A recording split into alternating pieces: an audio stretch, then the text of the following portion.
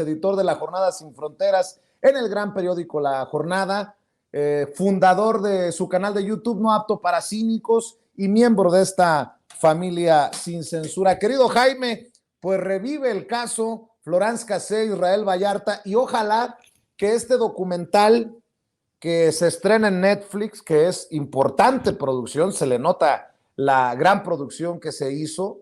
El propio presidente reconoce que le han dicho que se hizo un buen trabajo, y lo poco que podamos aportar nosotros desde nuestras trincheras, esperemos que nos ponga como sociedad,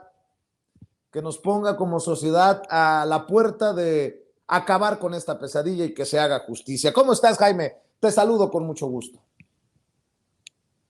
Pues sí, efectivamente, yo creo que es importante analizar este documental, y te voy a decir por qué, porque no es habitual que un documental de Netflix o de otra producción ocupe un lugar protagónico en la reunión del gabinete de seguridad del presidente. Es algo realmente, yo diría que inédito. Que un documental en donde se hace un recuento del horror que han vivido la familia de Israel Vallarta y Florence Cassé, y es tremendo, es tremendo. Y además yo creo que el documental está basado en la novela, esta novela que se llama Una novela criminal de Jorge Volpi. Es una novela muy interesante. Yo no sé si sepan que Jorge Volpi, además de ser escritor, es abogado. Y entonces Jorge se dio la tarea de estudiar el expediente, que es una suma de despropósitos, contradicciones, que no llevan a ningún lado. Con ese expediente cualquier juez lo tiene muy difícil a la hora de determinar si Israel Vallarta es culpable o no. Pero lo que sí es muy cierto, y esto lo dice en el documental, tanto el actual presidente de la Suprema Corte, Arturo Saldívar, como la exsecretaria de Gobernación y miembro también de la Suprema Corte, Olga Sánchez Cordero, es que el caso de Israel Vallarta y de Florence Cassé, ambos casos están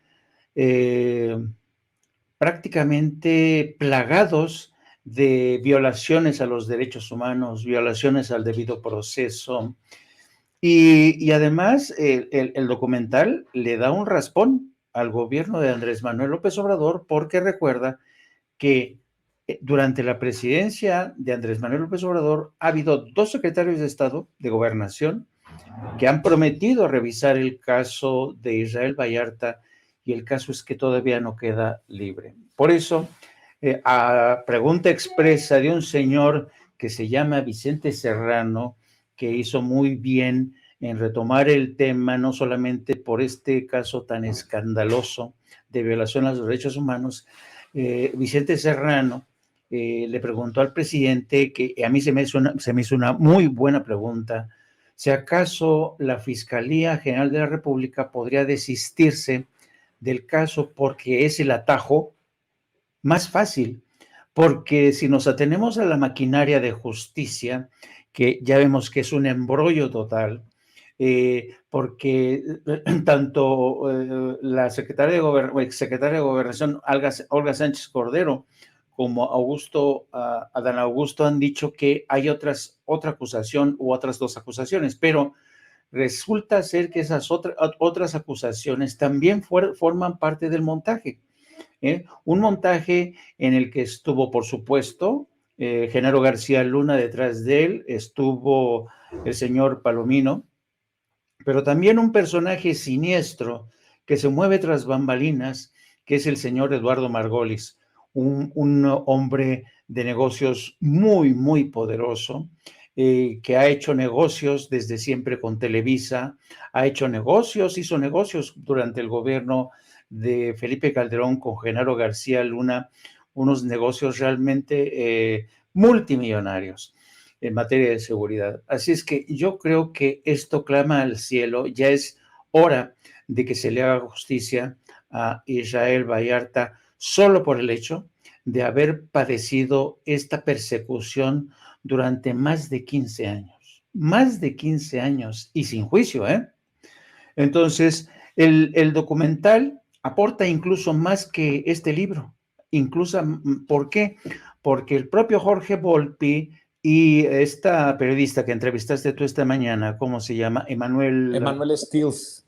Emanuel Stills, ambos sirven como cronistas que van llevándote, ¿no?, de la mano, y realmente el producto producto acabado realmente es un gran documental que te muestra la corrupción del sistema de justicia, la mendacidad de los medios de comunicación, personajes como Carlos Loret de Mola, que reconoce que se le ha torturado a Israel Vallarta, pero él lo entiende y lo justifica de alguna manera diciendo que en esa época que empezó, por cierto, bajo la presidencia de Vicente Fox, el tema de los secuestros, había un ambiente realmente de cabreo, de enojo, de ganas de revanchismo.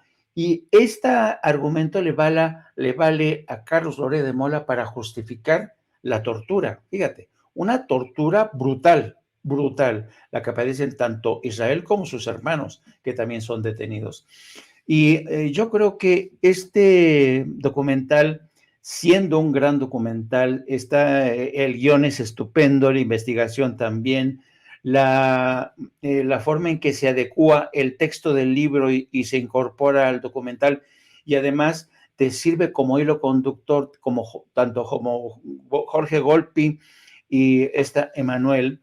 Yo creo que es un producto acabado muy interesante. Ahora, desafortunadamente, y como de alguna manera lo reconoció el presidente, este documental nos retrata a los mexicanos como lo peor, ¿no? Como como habitantes de un país donde la justicia es una broma, donde la vida no vale nada, donde los derechos humanos son un chiste. Y yo creo que por eso mismo el presidente hace bien en urgir a la secretaria de Seguridad, Rosa Isela Rodríguez, para que realmente trate de encontrar un punto final para esta historia que yo creo que ha puesto en entredicho no solamente al aparato de justicia, a una presidencia como la de Felipe Calderón, que cada vez que nos asomamos a esa presidencia, ya sea por el tema de la guerra contra los cárteles de la droga, el nacimiento de Guerreros Unidos en Guerrero, o este tema del montaje de Lorenz de Cassés, realmente cada vez te das cuenta que Felipe Calderón no puede escaparse de ese retrato robot que lo dibuja como un auténtico criminal, como cómplice de las peores prácticas. Oye, Dime. Jaime, algo que a mí